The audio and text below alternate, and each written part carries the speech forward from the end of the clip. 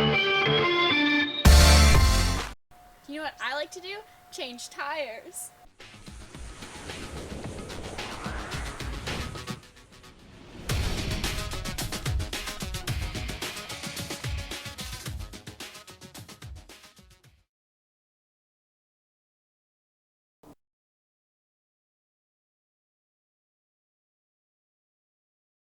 You're going to need a tire iron,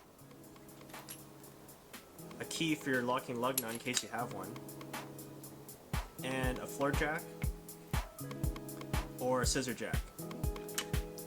Now today we're going to use the hydraulic floor jack because it's quicker and a lot safer in this situation. Okay, before you get started you want to make sure the vehicle is in park and the emergency brake is turned on. To make sure the vehicle is properly secured, we're going to put a block on the opposite side of the tire that we're changing. So before you jack up the vehicle, you want to find a solid point to jack it up on. So usually on the scissor jacks you'll use this pinch seam right here, but as you can see on this car it's pretty beat up. With the hydraulic floor jack we're actually going to use this nice thick frame rail, and then we can pump up the car from there.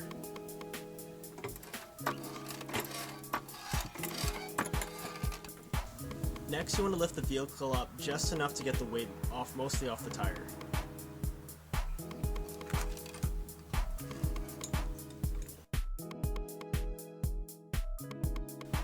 Next, you want to crack the lug nuts loose. Don't take them off all the way, and you also want to loosen them in a crisscross pattern. Now you can raise the vehicle high enough off the ground.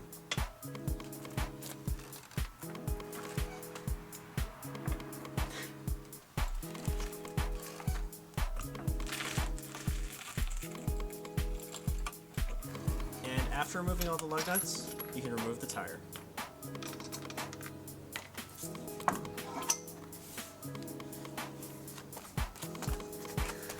So before working around or getting anywhere underneath a temporary supported vehicle, you want to either use axle stand preferably, or if you're on the side of the road, you can use a spare tire to support the vehicle. So I'll show you right now before we get changing the tire.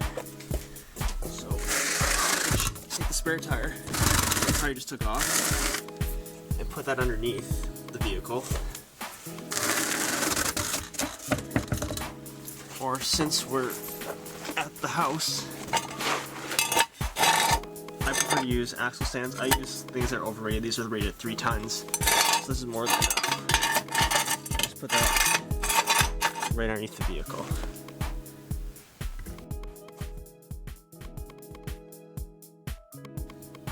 Now before you put on the spare tire, be aware which is the outside and the inside. So to verify that it's the outside, the valve stem where you fill it with air is going away from the vehicle. So before Laura puts on the tire, she's actually squared herself up with the tires in a sitting position, and she's actually resting a lot of the weight on her legs right now. This also allows her to watch the lug nuts as they line up with the holes, making it a lot easier to put the wheel on to the hub.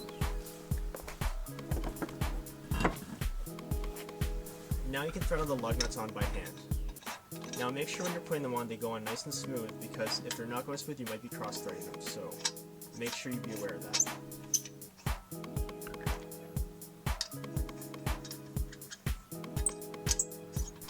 So now we've gone ahead and put the lug nuts on by hand. We've also made sure that the wheel is on there and made it to the surface as evenly as possible. And when you've changed your tire and you're ready to lower the vehicle again, you can remove your axle stand.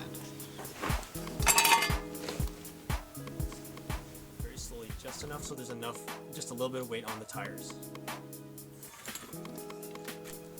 Now you can tighten up the lug nuts. Now usually if you have a flat tire you're not going to have access to a torque wrench, so go ahead and tighten them up nice and snug. And you want to do this in a crisscross pattern that Laura's doing. Once you have your lug nuts all secured, you can go ahead and lower the vehicle.